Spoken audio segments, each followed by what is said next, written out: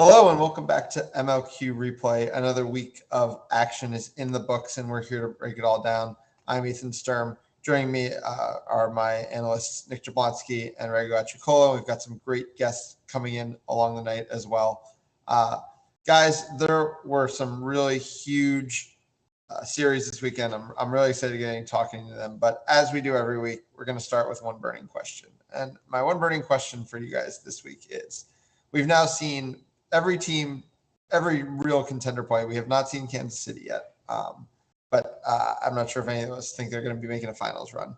And we've seen some really marquee matchups, including two this week in Washington, Boston, and Austin, San Antonio.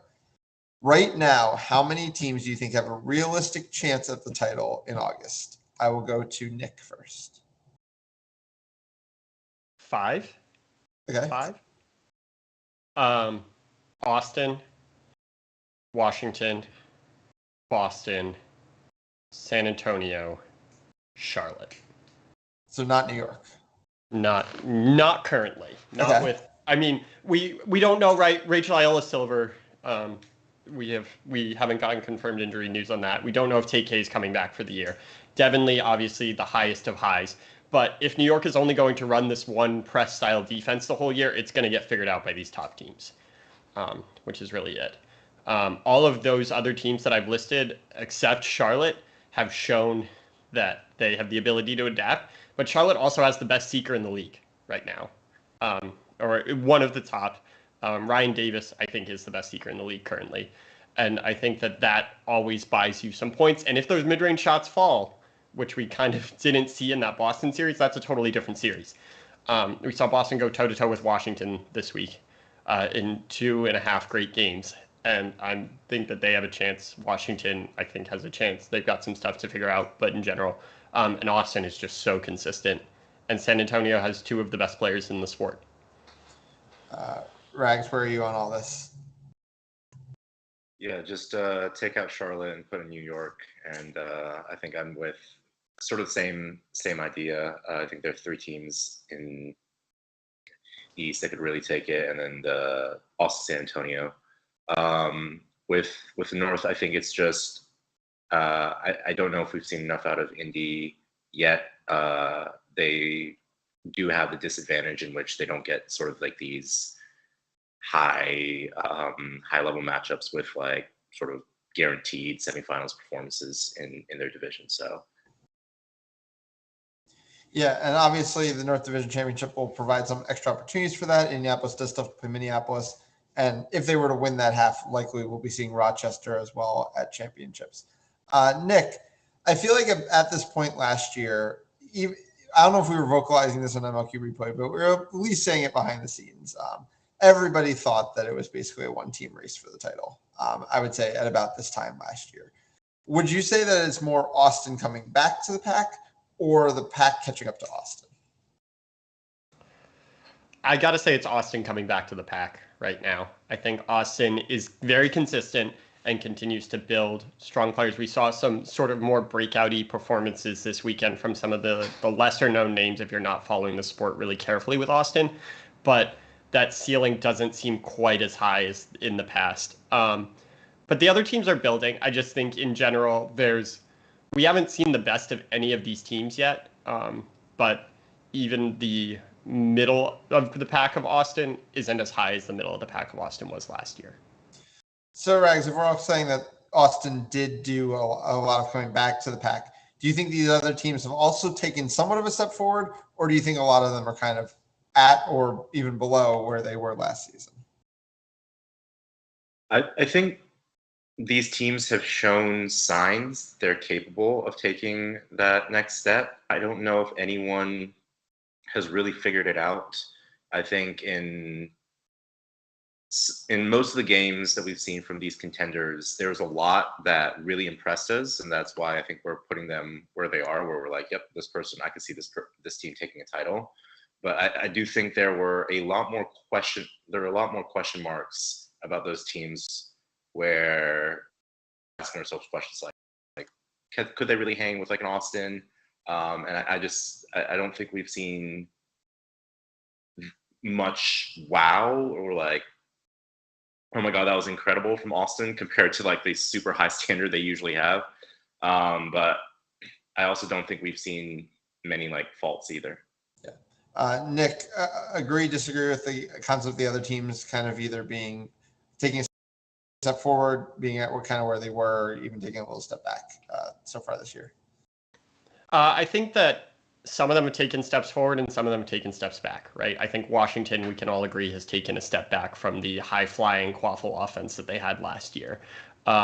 They aren't nearly as consistent in the half court with that as they were. They still obviously have the transition play. Boston, I think, has gotten better each game, which bodes very, very well for their future prospects. But also, we have to admit that like our expectations for these teams are super, super high. And I don't necessarily know if any of them have lived up to each of their individual set expectations yet, but they're getting there, which is really an improvement to see. So Boston getting better every game, would you say that there's some value to having a non-playing coach, Nick Jablonski? We know our takes at this point, Ethan, you and I, and our opinions on non-playing coaches, but the answer is yes. All right, let's get into the series. I think it's enough of one burning question. We're going to start with our series of the week, our last game of the night, down in San Antonio, where Austin comes in. Last year, San Antonio was able to take a game off Austin in the regular season. This year, they got close twice. In game one, they caught to go up 20 in the end game, but Austin was able to rally back. Really a theme, I feel like, of this season has been, a team who's behind making the catch and then consistently the better team still putting the game away. And then game two, if they could have got a catch at any point, things would have basically gone level in late end game. They just couldn't get the catch, and Josh Andrews comes up the catch. Game three, it seems like the wind had left the sails of San Antonio, and Austin was able to win a bit more consistently. Rags, what about this result or individual performances either did you expect or surprise you this weekend? Yeah, I think the result overall didn't surprise me too much. I think we all thought Austin was vulnerable, but I think most of us predicted that Austin would get the job done. I think I remember walking away from maybe game one and game two thinking San Antonio had really left a lot on the table. A lot of this team is young, and I know Austin's team is young in the sense that like they do have quite a few people from that University of Texas squad.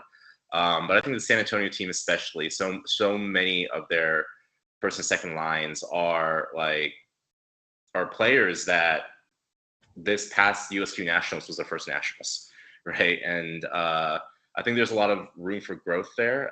Was pretty impressed with a lot of San Antonio's performance, but toward the end, it just, or even during sort of like the opening games, it felt like a lot of times that defense just sort of let Austin sort of execute their offense too easily.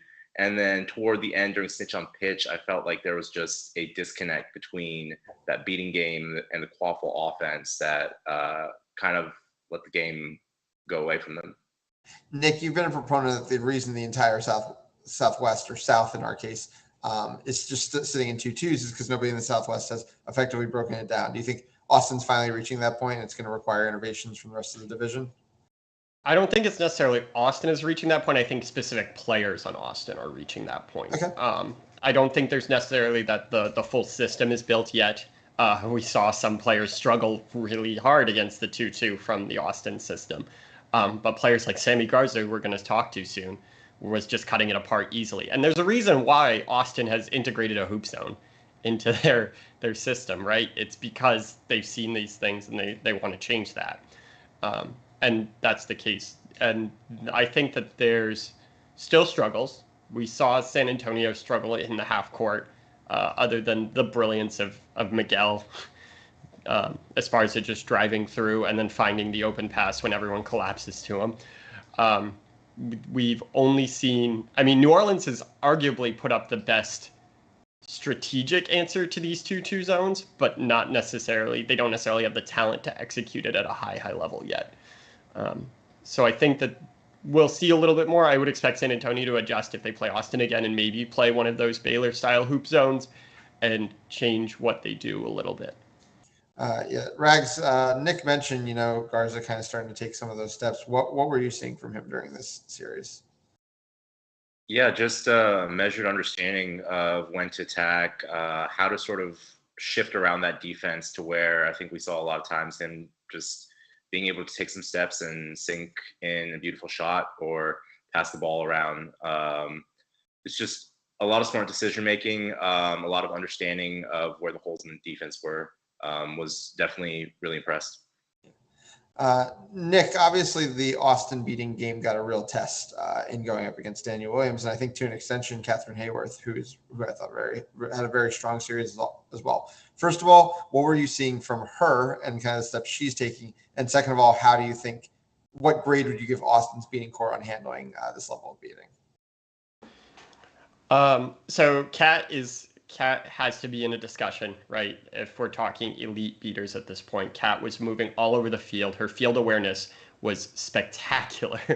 There was just a constant awareness of where the other team's beaters were, where the quaffle was, and she was filling the spaces that needed to be, whether it was to force an engage and make the other team speed up or to create a no-bludger opportunity going the other way. She was the one constantly engaging to initiate that. And the fact that she can play with both Waldemar Nunez and Daniel Williams and look great with both of them is an incredible asset, right? They're two very different styles, right? I think Valdi's not necessarily the fireworks engaged beater that Daniel is, but very solid in his own right. And Kat was able to adjust and play off of both of them really, really well. I think Austin's system kind of hides some of their holes in their beating game.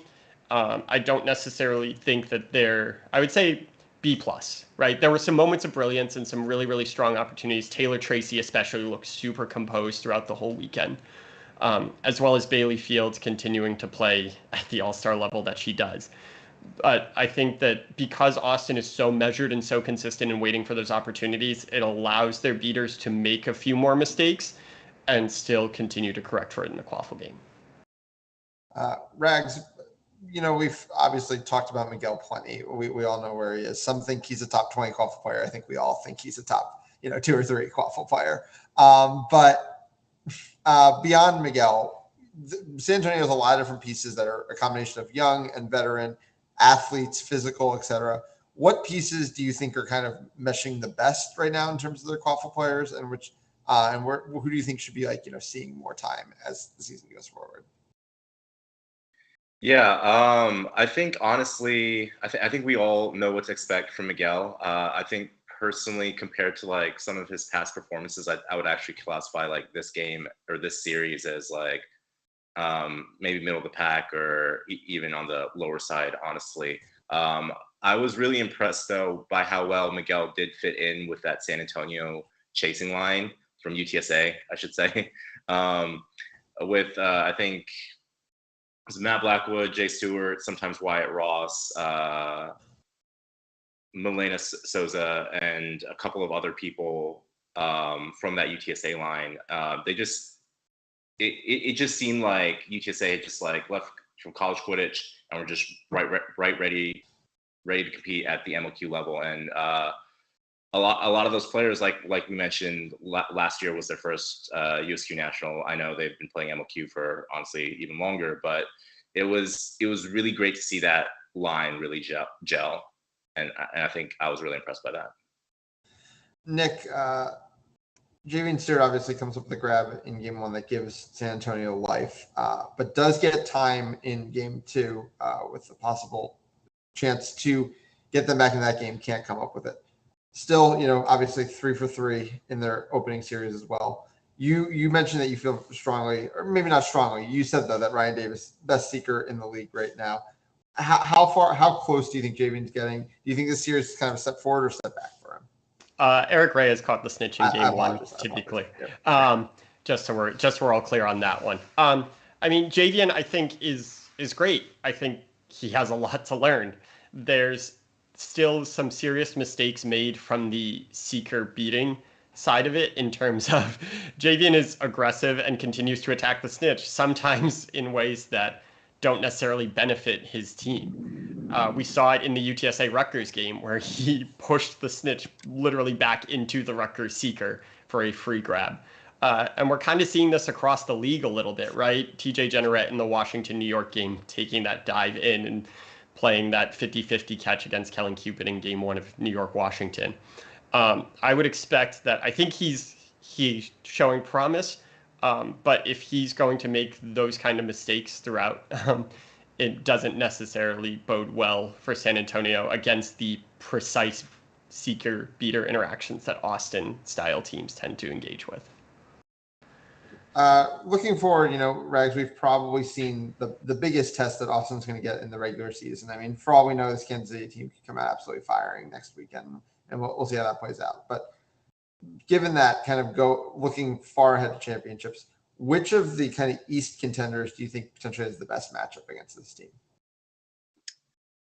Yeah, that's a tough one. I think I was going to say Washington, but I think it's between Washington and Boston, to be clear. I think Boston, I think we saw it on display, and we can talk about this in that series when we get to it, but we saw just how to break down some of that hoop zone, just like executed to perfection by that Boston team. And I think we also saw that in championships, where I think they played probably the closest game. I think Boston and Washington even last year played the closest games at championship with Austin. And so I think Washington's just insane depth of chaser talent is just incredible. I think they have a lot of ways to attack this Austin defense, and they probably are the team with the chasing talent and coordination that would probably have the best chance at attacking this Austin defense and the precision needed. Their beaters got a test against Boston.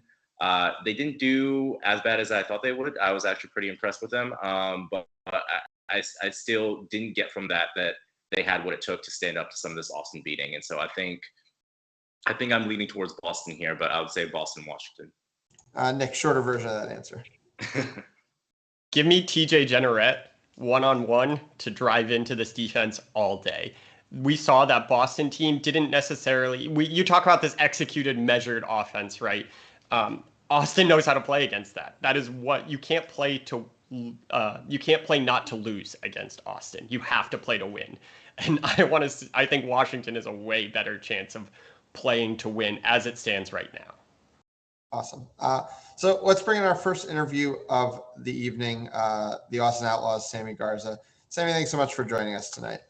Yeah, thanks for having me. So we already talked with Kaiser a little bit about this when he was on a few weeks ago, but obviously a lot of turnover in this Austin roster. What has kind of that development process been for this team over the past month, kind of coming into what I think most people, and I would assume you guys as well, assumed was going to be the biggest series of your regular season? Yeah, it's been really fun. All the UT kids have come in like sponges and just ready to learn. Some of them have teamed with us in the past, so it's a little bit. But all of the kids have been just really excited coming to practices, extra workouts, things like that. And we've had a really good time working with them, learning from them as well, and just trying to improve as a unit. And for you personally, I mean, obviously a lot of this turnover left more opportunity open just in general, and it definitely seems like you've been kind of seizing on that so far this season. So what's the development kind of felt like for you over the course of the last few months? I'd say it's actually been like longer than the last 3 months. I've been playing with a lot of these players now for many years, and I've been playing this game for a long time actually. So, my development as an individual has really been taking shape over the last number of years and not just these past few months. And playing with them in the past too, that I'm talking about the previous roster, was also really good learning experience. I mean, those are players that you're playing against every practice.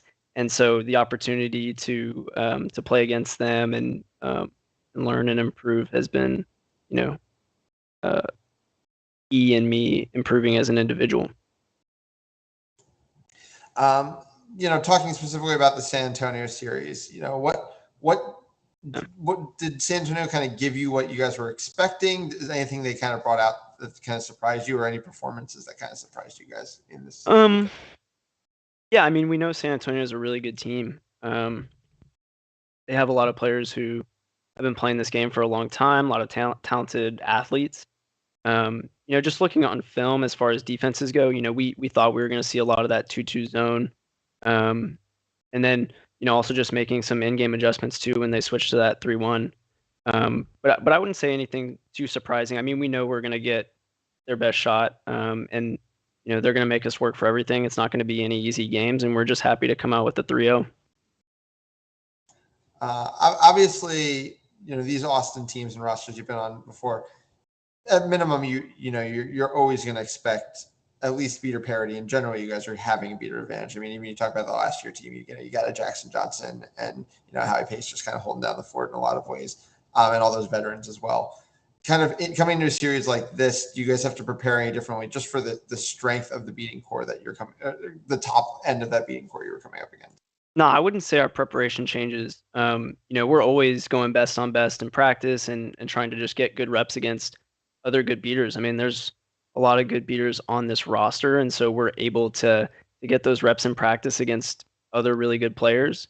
Not just beater on beater, but as a chaser unit, learning that these beaters can make really good throws. Their awareness is really good, and so we have to be able to move the defense and make plays to help our beaters out as well. Yeah, and we had a lot of turnover for this team, and you also mentioned a lot of the players, obviously, you've been playing with for so many years. And so I just wanted to ask, as overall, I know it's hard to sort of classify as one thing or another, do you think the identity of this Austin team is like significantly different this year, or is it just the new players are coming in and it sort of feels sort of like the same team, different faces? Yeah, on paper it's certainly different, and yeah, different faces for sure. But at the end of the day, our goal is to compete. Our goal is to improve, and when it comes time for champs, be prepared and positioned to compete for the championship. So regardless of who's on the roster, that notion doesn't change. That want to compete doesn't change for us, and so the mindset's there regardless of who's on the pitch for us. Yeah. Hey, Sammy. Ethan and I both coach college teams that tend to attack a 2-2 primarily from the back or from far deep corners. You were shredding one from the theoretical strong point of the zone, which is directly in front of it, where everyone's looking at you. Can you speak a little bit to your willingness to attack a zone in its strong spots and kind of continue to win that battle time and time again? I think you scored in 3 out of 4 possessions in a row, just attacking from the front in that first game. Yeah, I mean, it's just about trying to find an angle for a shot. You can move the ball. It doesn't have to be with your feet. You can move it with passes, get different angles, try to do things to help your beaters out. And then once you get an advantage in the beater game, just be aggressive and know that when you drive, you don't have to be the one that scores. If someone steps to you or you get a throw made on you, knowing where your pass options are, dishing it out, and letting your teammates go to work and score goals. And when you have really talented teammates like I do, it makes it easy. And especially, those off-ball defenders are a little bit more hesitant to step in and help, when you have some really talented off-ball chasers as well. Sammy, obviously this core, be it if you want to call it the Austin core, Cav, except people who graduated UT to a degree as well, has been known through the years for, some of these major strategic kind of game time championship decisions that have kind of decided things, whether it's, when Cavwall came out, when, things slowed down, then bring out the hoop zone kind of this past MLQ season. Nothing crazy innovative, has been put out so far, but in the past, is it more that as like there's been major meta shifts, whether it's the rules that these things kind of tend to come from, or is it more just kind of watching, the general flow of the game, or just trying to surprise people with something new just at the right moment? Yeah, I think it's a mix of all three. I think we try to prepare for as many situations as possible, get reps against and playing certain defenses in practice. And then, once it's time for championships, it's just a matter of trusting your eyes and making plays. And we feel confident that, the way we prepare is going to enable us to, make moves on the fly and make adjustments and things like that if we need to in game, between games. We just want to put ourselves in the best position to be as fluid of a team as possible and be ready for anything. Yeah. And speaking of fluid, I mean, I'm sure you guys are aware that across MLQ, kind of Mark is suddenly making a reappearance in a way that it really hasn't in recent years at the club level and the MLQ level. Is this kind of surprising you guys at all? And also, have you kind of started prepping for the idea of, it making its way more into games you might be playing down the line? Yeah, I actually haven't considered, whether it's surprising or not, to be honest with you. I mean, I guess a little bit. But at the end of the day, we're prepared for any of those defenses. I think, we get reps against pretty much everything in practice, and we pride ourselves in trying to understand each of those defenses, the strengths, weaknesses, how to attack it, and how to, play it really well too when we're running it defensively from our side. So I think putting time in practice is where it starts. And once it's game time, there's not a lot of improvement that can be done other than just making a certain call. We just kind of have to trust our preparation at that point. Awesome. Well, Sammy, thank you so much for taking the time. Good luck with the rest of the season, and we'll see you at Champs in a couple months. Sure. Thanks, y'all. Appreciate it. Take care. Awesome. So moving up to the North Division for the first series of the week this week, Indianapolis taking down the sweep over Detroit, setting up kind of the marquee matchup on that half of the division in a couple of weeks, which will be our series of the week when Indianapolis plays Minneapolis for both a clinch spot at MLQ championships and a shot at winning the division. Nick, we had a lot of questions about Indianapolis. And I remember when we were kind of talking and we were saying the other two series are very hyped this week. Everyone's hyping those two series, but we're kind of very hyped to see what Indianapolis is going to bring. So let's kind of go through some of our concerns and which of those concerns we feel have been sufficiently answered and which haven't. So let's start beater game. Okay. So we see the return of Matt Brown, who obviously had the torn Achilles right before the last MLQ season, missed the entire MLQ season and most of the USQ club season as well. And Tad Walters, who was with the team last year, but was just out of town a lot, not really a big contributor to that team. How do you think the beating game showed up this weekend? Were we ever concerned about this Indy beating game? Maybe not. They looked dominant. They looked in control the whole game. They looked very confident on the pitch. They were constantly pushing and forcing the issue. And that's really where this Indy team succeeded, right? Was the fact that they were allowed to get easy looks because this beating core made for easy looks. All the way down, they all looked very confident and ready to fill the shoes of anyone who had just come off the field before them. Yeah, obviously, Matt and Lulu Chu on almost the exact same timelines from the exact same injury. And as someone who was coaching with Lulu and like watching her in practices, the early stages were a slow recovery. And it's just so awesome to see how quickly both of them have recovered to the speed that they've been at in the past. And it was really good to see Matt Brown playing very well. Alongside the two of them, Danny Yakub, I thought also had a very good series. Yes. Was making good decisions, was all over the field. And like you said, it was those presses and the transitions that those presses were bringing that I think was a lot of the difference in this series. Okay, second question. Quaffle game. Basically, we knew that Nathan Digman and Kenny Murphy were coming back in this quaffle game, and we knew almost nothing else. What did you think of the Indy quaffle game this weekend? Cole Collins is really good. Cole Collins, who was hyped up heading into the season, looked confident, was part of the Kansas City squad a little bit last year, but major contributor in the first line here.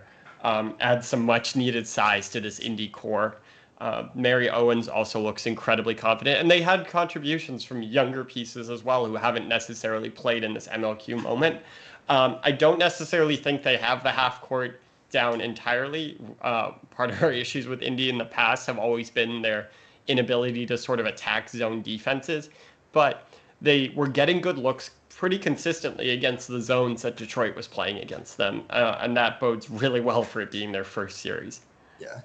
I mean, I feel like Indy's always like been a team who's kind of like a next player up type team. Like they'll just go through their quaffle depth, like rolling it through. And sometimes you'll almost be like, oh, well, didn't I want to kind of see like a little bit more of like so-and-so starts? It's kind of similar to how Rochester, I would say, runs its quaffle lines in a lot of ways. And there's obvious pros to that. I'm not condemning that concept at all. But I feel like they are starting to notice things like, the huge contributions that Kenny Murphy can make, the huge contributions that Mary Owen can make, and the way they can put them in good positions to succeed. And a lot of times when they were able to break down the Detroit defense, which I do think was generally stout at times, it was because they were able to create mismatches through trusting, the right players to have the balls in their hands at the right time or making the right cuts. All right. I think the third question we had was about the seeking game because they listed 0 seekers. What do you think about this? What do you think about their seeking game right now? It's got a lot of questions still. I mean, Tad Walters has been around the seeking game since my days with him at Loyola, and I know I have a baby face, but that was a long time ago. I mean, he's never made that leap to being an elite seeker, and certainly didn't necessarily show that he's elite this game or this series, but he is solid, and that may be what this Indy team needs to continue to be competitive. If their beaters can give their team a lot of looks, then even a solid seeker can deliver. You don't need an elite seeker if you're going to get 5-6 minutes alone time with the snitch. Rags, well, Nick has known Tad for a very long time. You've actually known Tad for longer than anybody in Quidditch. Do you think a team can be reliant on Tad as one of their key seekers, if not their key seeker? Yeah, I'm gonna say something controversial, but I think so. And like I don't think necessarily you need to have a seeker at like some sort of super elite status like Ryan Davis, or like we mentioned about Javen Stewart might be at that level or may not be, and also we have Josh Andrews. I know that's been sort of like the natural order of things because I mean it's MLQ, but like I don't think it's really necessary. They might really want to have someone like that against Austin or New York, but yeah, I think Indy can rely on Tad. Yeah. Okay, let's jump to the other side of the ball, Nick. From Detroit, obviously we were kind of very high on the way they were improving game by game in their Minneapolis series, and this series seemed to be a bit more of a mixed bag. So what did you like and not like on the Detroit side of the ball this weekend? I do like that their beaters were willing to play out in space, and I do really like their physicality. I think even though they picked up a decent number of cards this series throughout, that's the kind of physicality that as it gets cleaned up throughout the rest of the season, they're going to need come the North Division Championship, which is their next time they play. But they have time now to look at it. I really liked some of the ideas they were breaking out against the zone. They just didn't necessarily have the right pieces in the right spots against the zone. But the ball was moving to dangerous places for Detroit. The one thing they really have to do is they have to learn how to prevent transition opportunities. Indy in Game 2 got a lot of transition opportunities, and that's what allowed them to sort of blow the game open in Game 2, where they didn't necessarily in Game 1. Yeah, and I mean, that's so tricky, right? Like, it's such a hard part of a beater to – because, like, think about it, like, throughout the league. Like, we got critical of Washington's beaters against New York, that they got to a point where they almost didn't want to cross half pitch anymore, even without bludger control, because, that was – they were risking fast breaks the other way if they were going forward, but we were saying, well, you can't do anything if you don't go forward.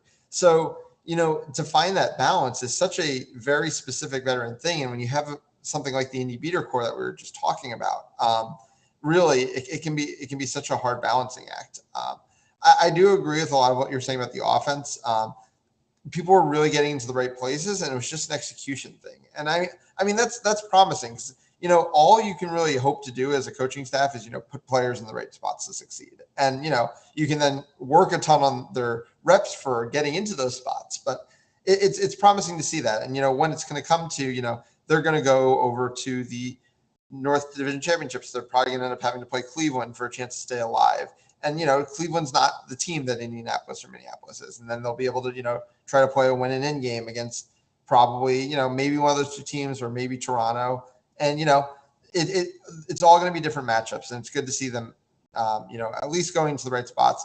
Definitely a little less offensive production, I thought, from their first line than we saw in the Minneapolis series. But I did think Jack Levi, who was playing on their second line, definitely was a little bit more able to contribute. One of the issues that I'm really worried about, we didn't even talk about San Antonio, is that it just feels like in certain aspects in the North Division games we've been watching, or at least on this half of the North Division, definitely not on the other half of the North Division because Rochester's there. the physicality is not all there. And for San Antonio, same kind of thing. The physicality wasn't all there. You were talking about Sammy Garza, beating his own from up top. To some degree, that means that someone's not making a hit up top. Sammy's obviously very talented, but it's part of the. So, do you have any concerns, Nick, for really either of these teams about the physicality of it all? Yeah, I mean Detroit's hitting. Which is great to see. And once they clean that up, that's going to be a lot better. It's not going to result in cards that result in goals, that result in that player being released back into the game. It's going to result in stops. But Indy, in terms of physicality, right, Indy's not the biggest team. Like Jack a couple weeks ago made the point that Boston got big in terms of just adding size. Indy's not quite that team. Though I will say that, like, we're about to speak to Kennedy. Kennedy's physicality up top is just amazing to watch. She is in the right place constantly. She's taking on people much bigger than her and winning that matchup. And so if they can continue to use her up top effectively, then maybe it's not so much an issue. Yeah, I think that's fair. Rags, we've seen this formula from Indianapolis before. I think you could probably argue the quaffle play was a little bit better. Maybe the seeking was a little bit better, but I don't even know if I necessarily say that depending on the year. But and I'm not even talking about the really great Indy teams that made finals runs. I'm just talking about the ones that, a few years ago were playing San Antonio to a 2-1 series in the quarterfinals. Do you think this team has those heights again now that they have this beating core back in place? Yeah, I think that beating core is, I was going to say is really core to this team, but it's always been sort of a huge part of the way Indy plays, even throughout their years, from when they made the final back in I don't even know 2017 or something, and even in the last MLQ championships, right? They played San Antonio. I know they lost 2 games in a row, but those games were neck and neck, right? And so that San Antonio last year and San Antonio in general has always been a really solid beating core, and so having that beating core back helps tons in how far you go at championships. Yeah, I know you and I, Ethan, have talked off camera a lot about how we wished we could stop saying it's just the beating core, right? And not for Indy in general, just in general across the world. It's just the beating core is such a thing that has defined Quidditch for so long, but it continues to define Quidditch. So as long as Indianapolis continues to utilize this beating core, right, they potentially, if they get easy transition looks because their beaters are just outmatching whoever they're playing, it doesn't matter how good that team's set defense is, how good that team's physicality is. You can't tackle someone when you're running back to hoops. Okay, so then real quick, and I want your explanations, I just want your answers. Nick, what's your prediction for Minneapolis, Indianapolis, and what is your ceiling for Indianapolis? I'm going to say 2-1 Indianapolis. Okay, and the ceiling for Indianapolis? Quarterfinals taking to game 3. Okay, awesome. All right, so let's move into our second interview of the night. We're going to be talking to the assistant coach of the Indianapolis Intensity, Kenny Murphy. Kenny, thanks for coming on tonight. Yeah, thank you. So, I mean, depending on whether you listen to us at all, and it's totally fine if you don't. I won't take it personally.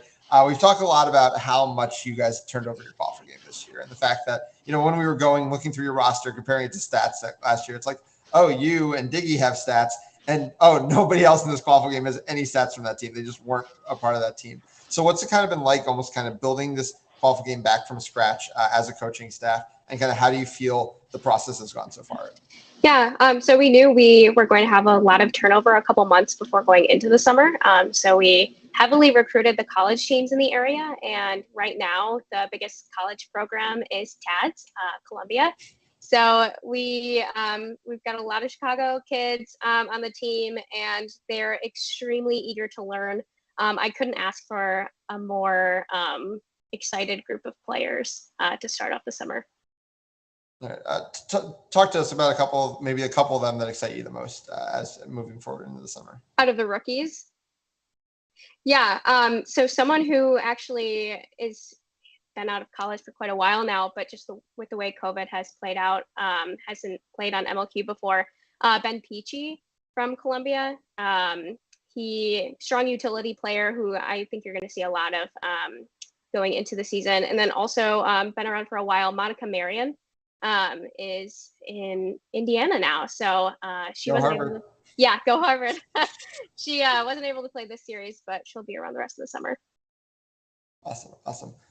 So we were kind of talking about Matt Brown's comeback from his torn Achilles. And I remember talking to Diggy shortly after it happened and hearing he's like, hey, Matt's targeting being back for the next MLQ season. So kind of what's it been like kind of watching that recovery? Because like I said, I kind of watched Lulu's exact same recovery over this period of time. And kind of what does he bring back to the team now that he's back with it? Yeah, it has been a long road to recovery. I was out completely the entire summer and slowly came back during boom train and was almost back at it completely for nationals. But just having him even at practice, at like 50% totally changes how our beaters play and practice, which translates into games. And that's also reflected on the chasers. He's just at another level and brings everyone else with him. Yeah, it's such a good point you make because we always talked about, sometimes last year the North Division beaters weren't necessarily getting challenged. So even if it's just at your own practices, the ability to be challenged by a player like Matt is awesome. I think Nick's got a question. Yeah. Hey, Kennedy. We just talked about how this team's physicality leads some question marks, but you clearly are out there leading by example at top in this zone. Can you sort of speak to sort of setting the tone for physicality for this team that we didn't necessarily see show it entirely on paper, but clearly has a lot of potential going forward? Yeah. Earlier you mentioned people's size really can play a factor in their physicality, but I found that to be sometimes the opposite. I think when you're smaller, you're able to line up your momentum more correctly, and they're not expecting it. So I think just being able to show that it's possible, especially with two-arm tackling, allows anyone who's on the field to recognize that they are capable and they are making those hits. So as we continue to teach our younger players, you're going to see more physicality later in the summer. Great. Obviously, along with you guys being a very new look team, this Detroit team is a pretty new look team with a lot of young players coming from the college game. What about the team or even individual performance kind of surprised you guys this weekend? Yeah, so very fresh. You're right. We're very similar in that. Lots of players from University of Michigan and Michigan State. Of course, I'm a big fan of Emma Vasquez. We're teammates on Boom Train, and she had a great season last year, and that's going to continue this year. But I also thought Gwen Pratt had a great series. Excited to have her in the region and see what she can do in the coming years. And AT too, I know he injured out of the first game right after Brooms Up, but he was able to come in later and show his stuff. Yeah, obviously big Emma Vasquez fans on MLQ Replay. That's been a given for quite some time. So with kind of this young team, this kind of turnover team, what kind of goals and expectations have you guys really set for yourself this season? Yeah, so with having a big turnover, it really reminded us of 2019, that season. And going into that season, we weren't sure what was going to happen on the field. We knew we were going to have a good time and learn a lot, but performance-wise, we had no idea what to expect. Kind of the same thing this year. We were really excited to hit the ground running with a sweep with our first series. So you get your first series in the books. You've obviously got Minneapolis now in 2 weeks, and as we were hyping up a fourth series of the week, Nick is flying out. I won't be, but we've got a good staff out there. Jack is going out for it as well. They swept you last year, kind of took the North Division championship from you, and you guys are obviously the most storied program in the North Division with the most titles. How much does this kind of series mean to you, or is it just kind of another series? Yeah, well, first, we really like playing them. We've got a lot of friends on Monarchs and the TC crew, so we always look forward to playing them, but also just showing how we've changed from last summer into this one, especially with a new group of people. That'll be exciting. And we've actually never gone to Minneapolis for a series, so we've got a lot of new factors and going to see how it plays out. Awesome. Yeah, Kennedy, you're part of this coaching staff. And Nathan Digman is obviously very highly regarded as one of the premier strategic minds throughout Quidditch. Can you speak to sort of working with him and the rest of your staff? I know that you all have a lot of assistant coaches across the board who sort of work to make this happen, and how you all continue to sort of push the envelope a little bit with that coaching staff. Yeah, so out of the assistant coaches, it's me, Danny Yakub, and Matt Brown. And some variation of the four of us have been coaching together for years now.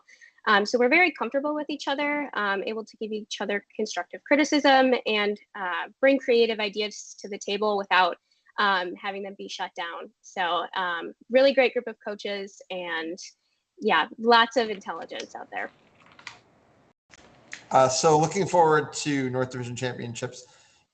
Obviously a couple really good teams coming back in the North Division in Toronto and Rochester that weren't around last year. And whether you were to beat Minneapolis or lose to Minneapolis, chances are you'd be facing one of the two of them. Have you guys had a chance to kind of follow along with that series that happened a couple weeks ago? And kind of, is the team excited to kind of get a new opportunity to play those teams? Yeah, haven't played Toronto obviously since 2019, and that was heat index was crazy high when we did play them. So it'll be good to see them out there if we do end up playing them. And Rochester, actually the only series I ever played against them, we lost the division title. So personally, I'm excited to hopefully play them as well. And they've got a great roster this year. So what I'm hearing is between the Minneapolis series and then the potential to play Rochester for the division title, it's kind of a revenge tour setting up for the intensity here in the weeks to come. Yeah, with a lot of kindness too. We understand that's Minneapolis for you. Mm-hmm. Well, Kenny, thanks so much for taking the time. Good luck the next couple of weeks, and I'll see you at North Division Championships. All right. Thanks, guys. All right, that brings us to our last series of the week, which was the Boston-Washington series, which was neck and neck, end to end, and now has permanently been suspended in a neck and neck state due to lack of lights at the end of Game 3. So it was Washington winning Game 1, Boston coming back and getting even in Game 2, and then Game 3 was in its end game with Washington having caught to bring the game close again. Boston was 4 goals short of set score, and Washington was 5 goals short of set score. When the game was put on suspension. We are still working out the details of that, but we will try to get it out to you as quickly as possible when that game will be picked up. But let's talk about what did happen on the field. And what did happen was 2 3/4 very, very good games. Rags, we've kind of alluded to the series at times throughout the broadcast, but start with either team, your choice. Kind of what were kind of your biggest surprises or things maybe you didn't expect about the series that ended up taking place? Yeah, we'll start with a pleasant one. The beater pair that Boston used to put on snitch on pitch and just completely dominated. I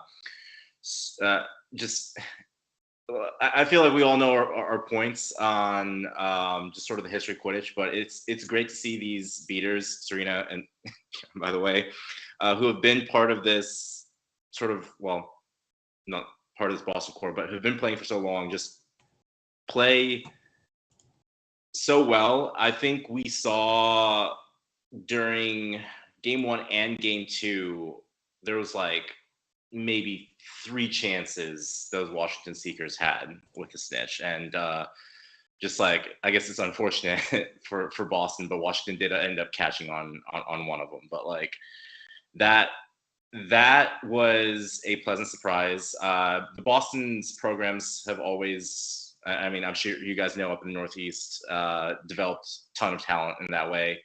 But seeing them on Stitch on Pitch was exciting for me. Awesome. Nick, what were your biggest surprises of the series? I know you said, Rags, that Boston dominated around the snitch. It's hard to say they dominated when Washington caught 2 snitches. So that's a little bit of it. My biggest surprises, though, Justin Kramer, John Sheridan, right off the bat. We knew a lot of what was going to happen. Their physicality disrupted Boston the whole time, right? When Justin Kramer went out with an ankle injury, I believe, in middle of Game 2, and the physicality of the series shifted entirely. We saw that Boston's chasers weren't willing to drive on Sheridan or Kramer. So when you're playing a 2-2 with both of them up top, there's nowhere really to go. And the way Boston was running the 3 high, it led to some issues where they were passing around this ball with nowhere to go, and they were leaving one player in the back, which is a pretty easy thing to deal with if you don't have those dangerous cutters off the wings. Yeah. I feel like Washington purposely had Kramer and Sheridan kind of style themselves to look like each other. It was honestly confusing on the pitch. As the head ref of that series, they looked eerily similar to each other in that series. And, that could definitely be a little added bonus that you could get in.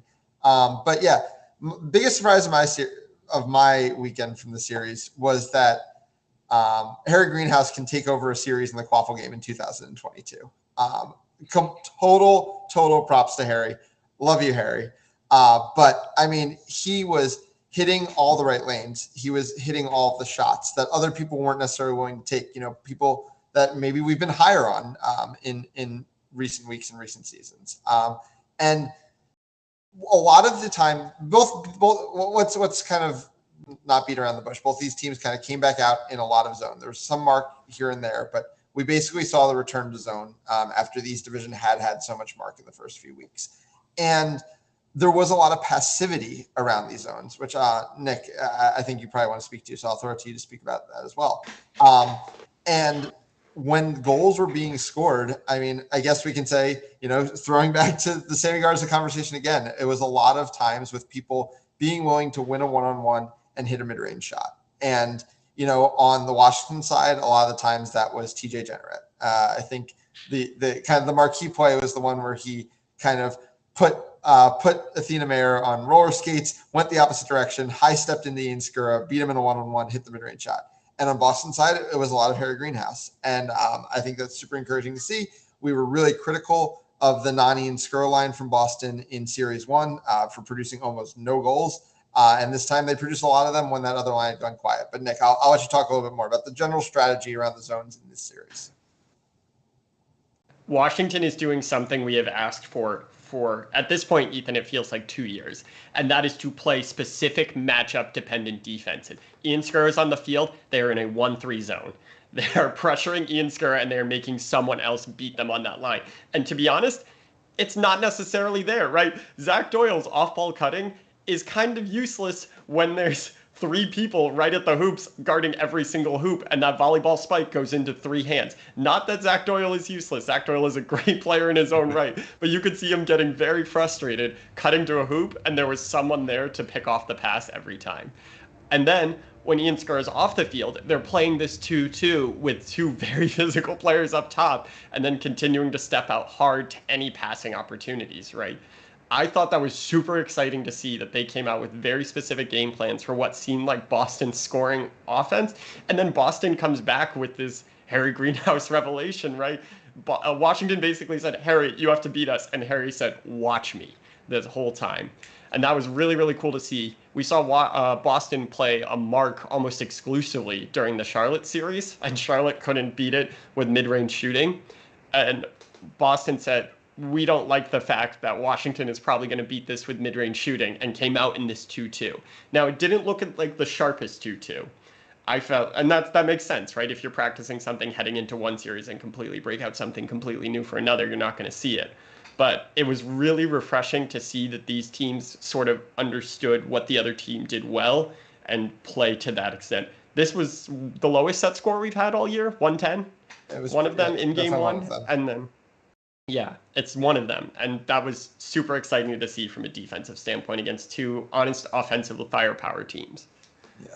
So, Rags, we basically all kind of came into the series just like absolutely sky high on this Washington Quaffle game. And it maybe hasn't fully gotten off, full flight so far. But do you think, it kind of took a step forward this weekend or kind of took a step backward this weekend from what we saw in the New York series? I would argue it took a step forward. I think there's just this feeling of they're almost there. They're almost there with Washington that we've had for quite a while, even back into like last MLQ season. And I think that might be unfairly coloring our perception, but I do think they've taken steps forward. I think a lot of what we're seeing is just people know what to expect from Washington, right? So in the post-game interviews after Game 3, I think like Stephen Belitsky went sort of crazy and started, putting some bulletin board material on there for Washington's beaters. But there's a game plan that you execute with the personnel against the personnel that Washington has. And I think everyone sort of knows how to do that. And then Washington just has to rely on just their pure skill of their chasers and their chasing core to execute. And that's a hard ask to do, even if they're performing better. Right. And I think that's what we're seeing. Yeah, I think that's fair because I would bet that raw numbers, maybe they didn't score as many goals per possession as they did in the New York series, but maybe looked a little bit more organized doing it. I think one of the biggest differences was Rachel Heald's play. I thought she had a very quiet, really rocky New York series. I think she had a very, very good Boston series, kind of highlighted by her goal late in game one. Came in off the wing, stared Ian Skur down, just deposited a mid-range shot right around his arm, completely got him out of position. But that's kind of how she was all series. She was fine. She was playing on ball. She was finding teammates with good passes. And we've talked a lot about nobody wants to see Justin Cole ball handling for this team. Nobody. And he's still taking so many minutes ball handling. And, the more minutes that Rachel can give them in that position, kind of doing really good work like she was here, I think it's going to be more and more beneficial for this Washington team. Nick, what do you think? Yeah, I mean, I think this Washington team thrives off creativity, and zones sort of force creativity to be less and less of a thing, right? There are only so many ways you can break down this 2-2 zone in terms of mechanically moving the ball around and sort of things. So it does create. We saw a lot of time, especially in the portion of Game 3 that did happen. They were looking for sort of a swing around to the back and then looking for that alley-oop pass to the diving top chaser. Which works if the entire team shifts hard to that back line. And Boston was doing a great job of not shifting, right? Whether it was leaving a chaser at hoops to pick off the pass or just leaving a beater waiting there for the diving player. And that goes down to the coaching, which was very, very sharp coming into games 2 and 3. However, the fact is that as long as Washington continues to be creative and continues to show flashes, there's always going to be a ceiling for this team that continues to be higher than everyone else with the quaffle talent that they have. And if they can continue to refine that rather than trying to get too creative and just sort of go back to fundamentals until they can get super hyper creative, then you're going to see a really, really dangerous team.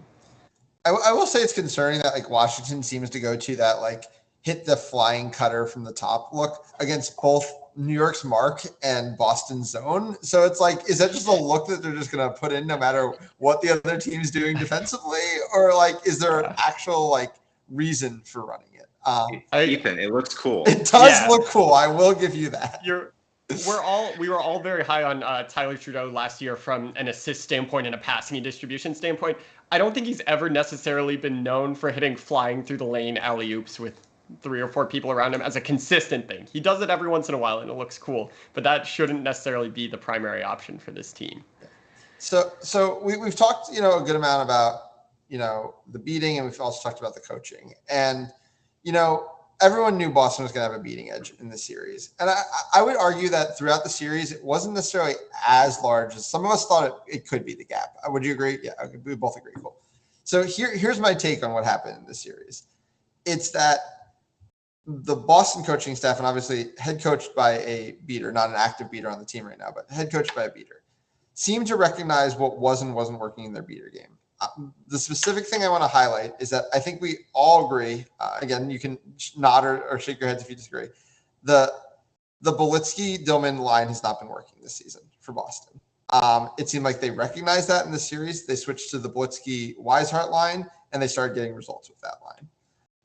On the other side, Washington, not really much in the way of beaters on their coaching staff.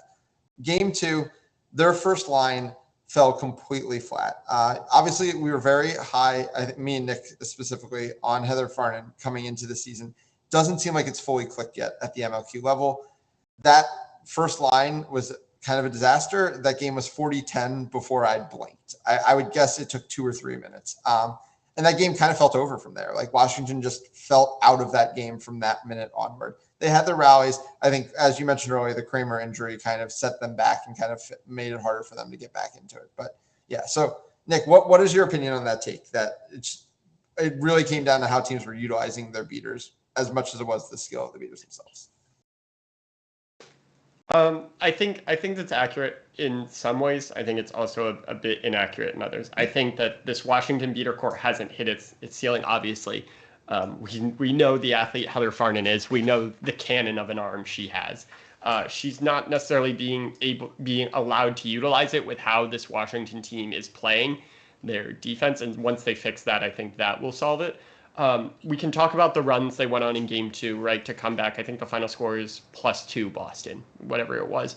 But Max and Lulu did not play until after Washington went on that little run to bring it close. And once Max and Lulu came in, Boston rattled off the 1 or 2 quick goals, and that was it from that side of things. I do love how aggressive Washington's beaters were in this series, though. I think that there was, in previous years, game 1 of last year, it kind of screams out to me, they were playing not to lose against this Boston core, and that created a lot of issues for them in game 1. And then when they started playing to win, that famous game winner where Cody Nardone ends up behind Boston's hoops to clear out the chasers back there, they started doing a little bit more of that in games in this series period, and I'm really happy to see that, because that kind of chaos and unpredictability can allow this Washington team, if they're going to continue to be creative in the quaffle game, to be creative on offense. Yeah. So with all this difference in the beater game, and as much as we kind of like hyped up the Boston quaffle game a little bit here and there, there were times where Max Havlin was sitting under Washington's hoops, literally just tap beating repeatedly hoop defenders, and the Boston offense still wasn't doing anything off of that. As we mentioned, it's kind of structured the 3 up top. It's not the Warriors offense, but it is a loose approximation in some ways in terms of positionings. It's just the Warriors have always been very slow, wait for the no budgers. Boston was getting that at times, but weren't necessarily even driving off that. And I think it was frustrating their beaters at times. Rags, what do you think of the offense Boston's been putting out on the field in the half court specifically these first few weeks?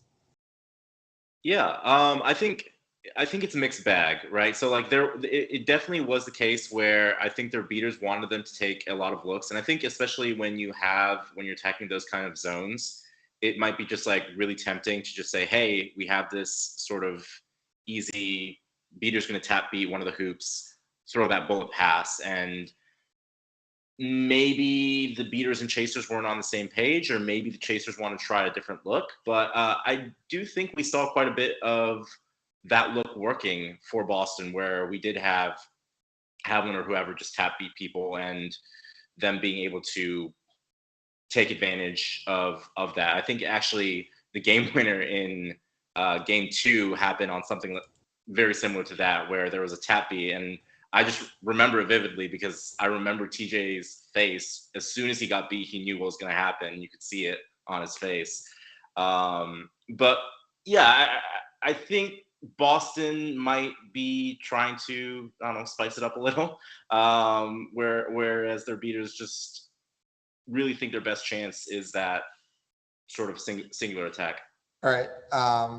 Nick, one thing we talked about a little bit off camera, I think we've both been very high on Ian Skura throughout the preseason and through the first series. I think we were both a little concerned in this situation. You're talking about, kind of approximating the Warriors Titans offense, which ultimately, and again, I'm going to super oversimplify. Ultimately, at some point, the no bludger happens and John Jackson has to hit the lane.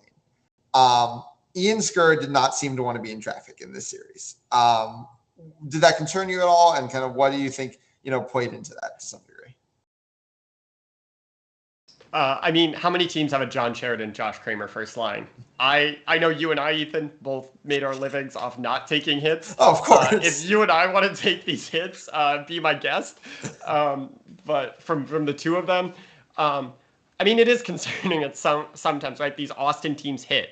On the other end, though, Ian is dealing out hits. Ian Skura has never been a hoops defender who has wanted to tackle, and Ian is tackling. So I think if he can take that mentality that he has now garnered on the defensive end and push it to that offensive end, and we saw a little bit of it in game 3, right? You could clearly tell he was getting frustrated by the fact that he wasn't able to hit these mid-range shots because the team would say, you're not getting any of them for this whole game, right? We're not letting you heat up.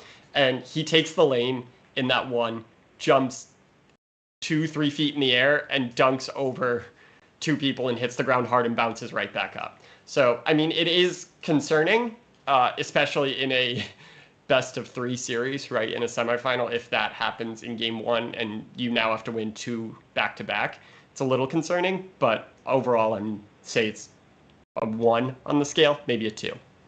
Rags, before we jump into our interview, any last points you wanted to touch on? Anything else about the series that really interested you? No, I think it was just a really, really fun series, full of different styles of play, full of excitement. Loved it. Yeah. This East Division, great ending. Yeah, this East Division is not going to get any more boring going forward either, because I think Charlotte's definitely going to be able to give Washington games. Probably going to be able to give New York games as well. And we've still got the New York-Boston series coming at the end of July as well. So there's a lot still to be played. And I'm really excited to see how it plays out. But let's jump into our interview. So we're going to be speaking to the Boston Forge head coach, Tom Demouth. Tom, thanks so much for coming on. Thanks for waiting around for us tonight. Thanks for having me.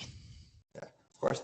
So first thing I want to talk about is something we were talking about in that last segment, which is, you guys switching from playing Mark week 1 to basically just playing zone week 2. Is this a little bit of, matchup based? Is it a little bit of once you kind of got Mark out on film, you didn't just want to go out and run it again, or a little bit of both, or something else entirely? Bit of both. I think we knew coming in that Washington they had just played against the New York Mark. So we were thinking that, let's not just run this out again, because obviously that is what they're going to be practicing against, because we showed the exact same thing that New York did. So there's no reason to just do what they think that we're going to do, if that makes sense.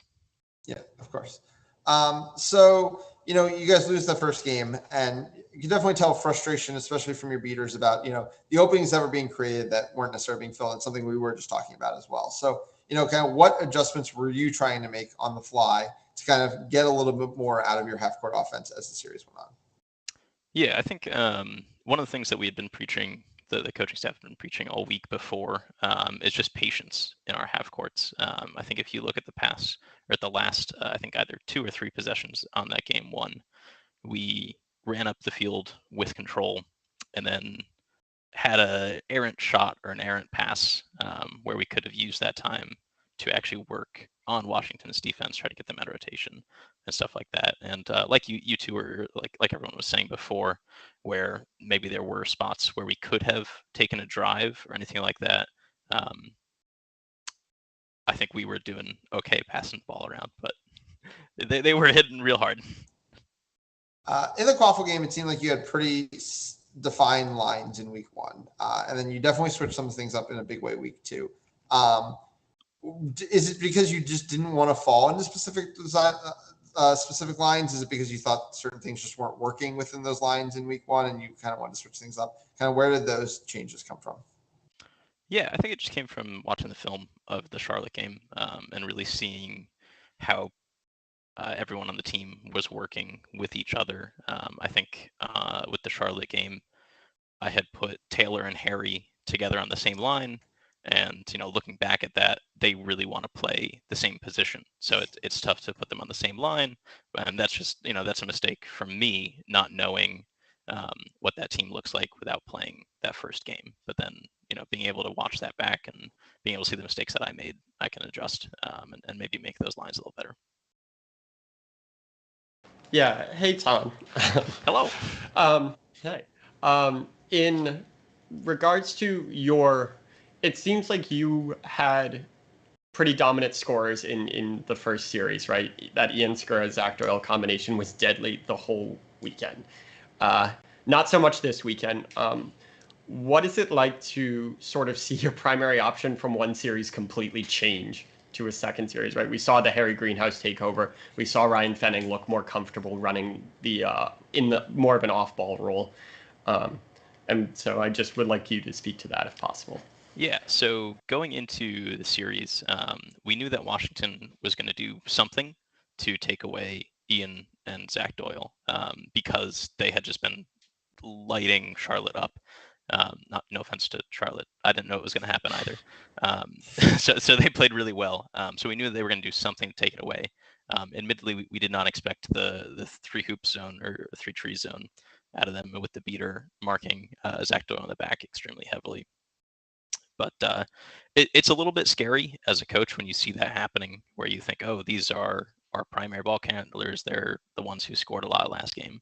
But I have complete confidence in every single one of my qualified players to score. I mean, if you look down our roster, it's just filled to the gills with folks who know what they are good at and how to effectively do it.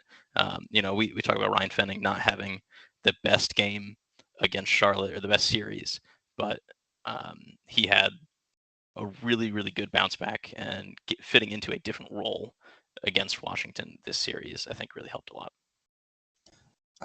Tom, you and I would say Frank Minton from New York are kind of in a very, I would say, a lot of ways a similar situation where you're head coaches of a slightly younger generation, kind of coming into the leadership roles of teams that are in kind of a transitional stage, but that do still have, some of that veteran core left. Some has left, but some is still there.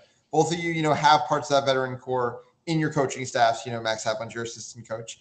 John Jackson, Lindsay Marilla are Frank's. But kind of what has been the transition to kind of, get the respect of, your veterans and kind of it's not an easy thing. I mean, we've all been there. We've all dealt with these veteran players. So kind of how's that transition been for you over the first few months?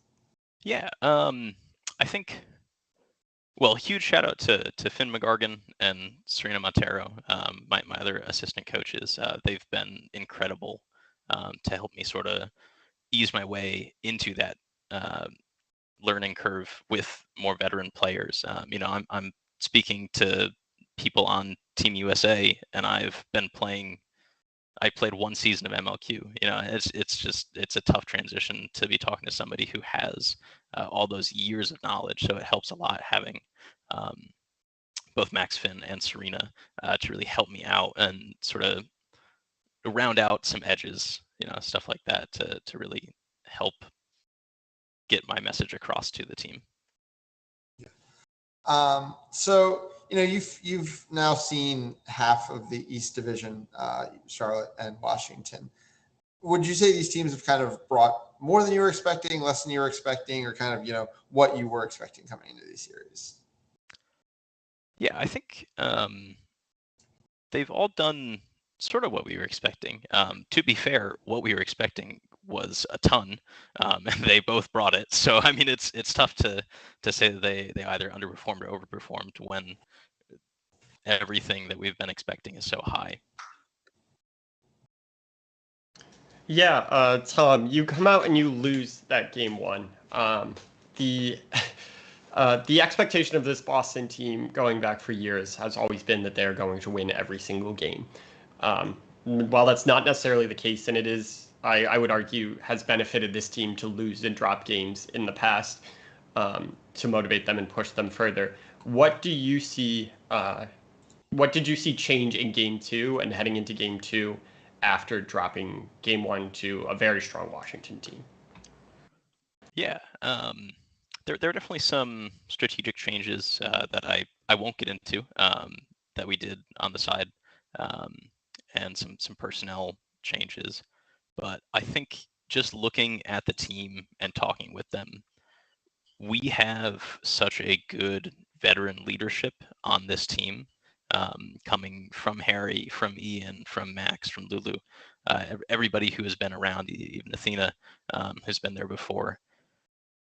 It is scary how motivated they are, even after losing that close game. I wouldn't want to play us. Okay, Teddy.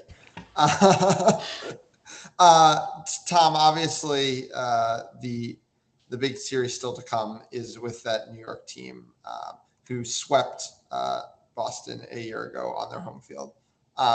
Two questions in this. First of all, how long has that date kind of been circled on Boston's calendar? And second of all, I know been a running joke in Boston, just how few home games Boston's got to play throughout the year. How nice has it been to have 3 home series, and how important is that going to be coming into that New York series?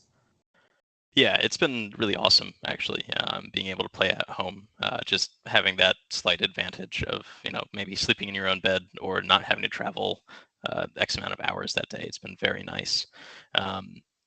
Honestly, haven't really been thinking about New York too much. We're playing Ottawa in 2 weeks, and that's sort of who we're focused on now. Yeah, New York is New York. We'll look at them. We'll face them when we get there. Awesome. Well, Tom, thanks so much for taking the time tonight. And again, thanks for staying so long. Best of luck in the rest of the season. We'll catch you for the Ottawa series, which will be on the Ottawa Facebook page, and the New York series, which will be in series of the weekend, of course, most likely championships as well. Have a good night. Thank you. All right. So that is going to be a wrap here for MLQ Replay. We really appreciate everybody watching. And just a couple housekeeping notes before we sign off for the night. Take Back the Pitch registration closes on July 10th. So if you want to get involved in that, the Monday of championship weekend, it's an absolutely awesome tournament that I highly recommend signing up for. Definitely do that. And MLQ Champ tickets are on sale. You can buy those tickets at mlqchampionship.com. Of course, you can also support our Patreon. Cuts with Cupid episode 2 is on its way out. Nick, right? It's not out yet? I'll double check that, but I believe if it's not out already, it's dropping very, very soon within the week. So get your Patreon registration, because I have watched this episode and it is the best piece of produced Quidditch content that has ever been created, and I highly, highly recommend checking it out. There's obviously a lot of other content on there as well.